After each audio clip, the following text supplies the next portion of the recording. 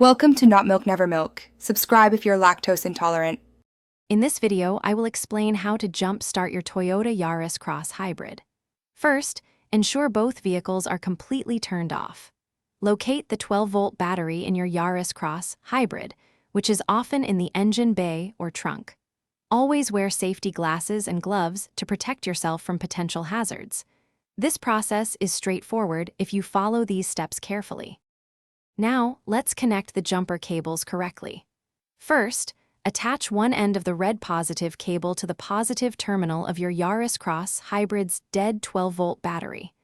Then, connect the other end of the red positive cable to the positive terminal of the assisting vehicle's good battery.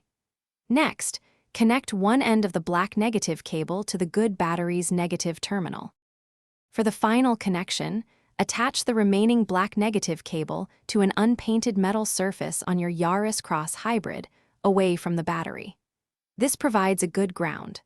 Once all cables are securely connected, start the assisting vehicle and let it run for about 5 to 10 minutes. This allows the 12-volt battery in your hybrid to receive a sufficient charge. To disconnect the cables safely, reverse the connection order.